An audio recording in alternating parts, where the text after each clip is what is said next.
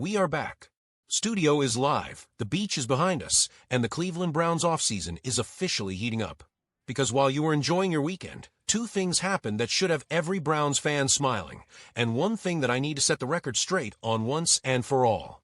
Shedeur Sanders and Jerry Jeudy are already putting in work together.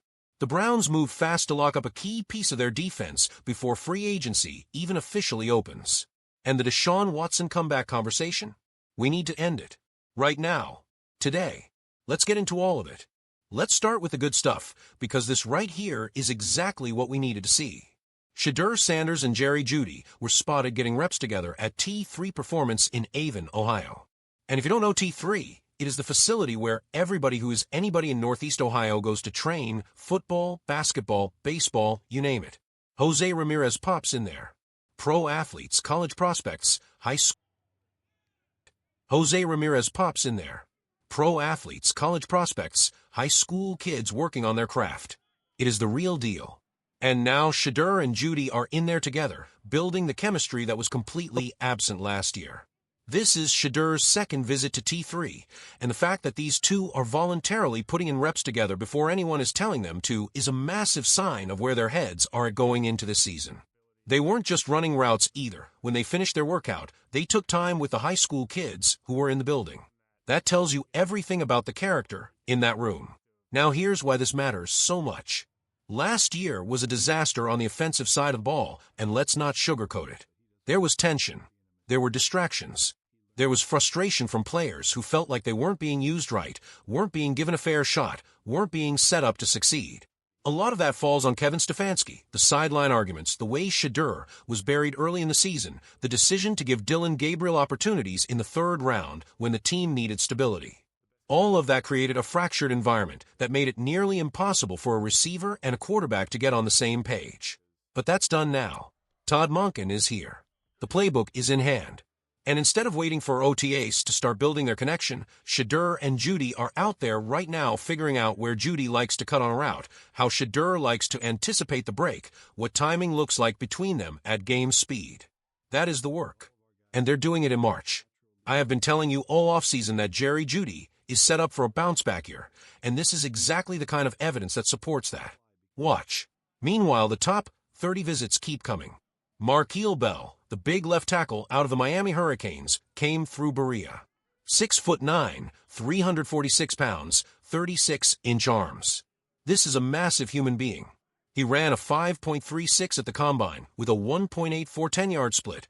And yes, that split is a little slow. Teams want to see guys closer to 1.75, so he's probably a day 3 pick. But that's actually fine. You add a guy like Bell for depth, you develop him, and if he grows into the role, you've found yourself a steal. Monken wants big, physical offensive linemen who can move. Bell fits the size profile. Keep an eye on him on Saturday. Now let's talk free agency because the frenzy is about to begin, and there are already moves happening. Tyler Huntley, Snoop, is going back to Baltimore. 2 years, $11 million. They made him one of the highest-paid backup quarterbacks in the entire league, sitting right alongside names like Tyson Bagent and Davis Mills at around $5.5 million a year. I wanted Huntley here. I really did. The connection with the coaches, the relationship with Shedeur, the familiarity with this offensive system. It all made sense on paper. But the Ravens tripled his salary and gave him security, and you can't compete with that when it's not the right time to be spending big on a backup. What we have is Dillon Gabriel and Deshaun Watson, and it doesn't cost us anything more. But losing Huntley makes the Tyler Linderbaum situation even more urgent. If we can't have Snoop running the operation from behind center, we absolutely need a center who knows this offense inside and out. Which brings me to the number that just dropped and tells us exactly what Linderbaum is going to cost. Connor McGovern just re-signed with Buffalo, 4 years, $52 million, $32 million guaranteed. Now, look at the center market. Creed Humphrey at $18 million a year is the top. Elton Jenkins with the Packers at $17. McGovern just set himself at $13. Eric McCoy and Luke Wattenberg sitting around $12. That means McGovern's deal is the floor for Linderbaum, not the ceiling. The floor. You are looking at $32 million guaranteed minimum, and you're probably going to have to go higher on the years or the total guarantee to pry him away from Baltimore. Is it expensive? Absolutely. But the Browns restructured Denzel Ward's contract to create more cap room, and they're going to be somewhere close to $50 million in available space heading into free agency. You do what you have to do. Linderbaum knows every single concept, every protection call, every check in the Monken system. He played in it for 3 years. When the headsets go off in the fourth quarter and a young offensive line has to communicate in real time, you want that guy making the calls.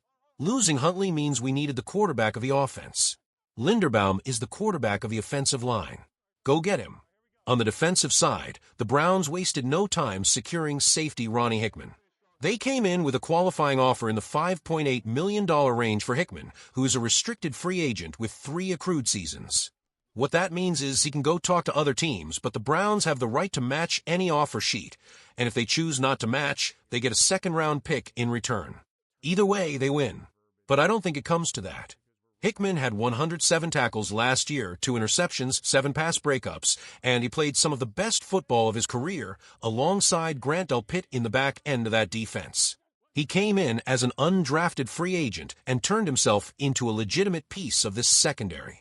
Andrew Berry keeps finding these guys. Hickman is not going anywhere. And with Delpit entering his 6th year and Hickman entering his 4th, this safety tandem is only going to get better. Mike Ruttenberg likes what he has back there, and you lock it up before the market sets the price for you. All right, viewer comments. Jeff writes in about route running and making cuts, and he's right on time with what we've been talking about all week. There's so much more to being an NFL receiver than your 40 time. The separation comes from the top of the route, the way you sell a fake before breaking underneath, the way you and the quarterback develop a shared language about where you're going to be versus where the defense thinks you're going. You can run a 4.24 and be completely useless if you can't run clean routes, if you can't adjust to coverage at the line, if you and your quarterback aren't speaking the same language. That's why what Shedeur and Jeudy are doing right now in March matters. They are building that language before the season starts. Just a girl points out she was ahead of the curve on Huntley staying in Baltimore, and look, fair enough.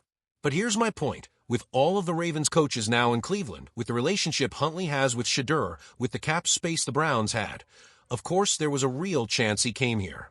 Money talks. He got a bag. It happens. But don't act like it was never a realistic possibility, because it absolutely was. And now, the Deshaun Watson conversation. Hall of Fame bullies comes in comparing Watson's injury to Jason Tatum's Achilles and Aaron Rodgers coming back with the Steelers and saying stop acting like this ends careers. But here is the thing, those are not the same injury. Tatum had 1 rupture. Rodgers had 1 rupture.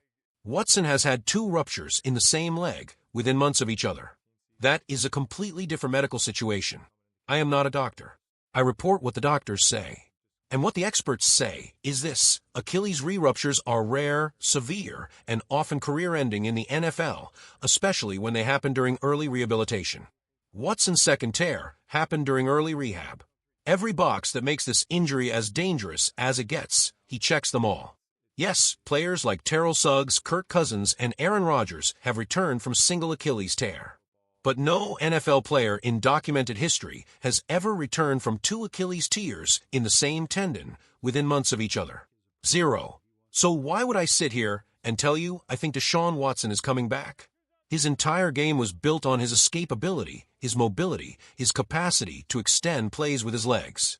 Even if he somehow gets back on the field, and I genuinely do not believe he will, that version of him no longer exists.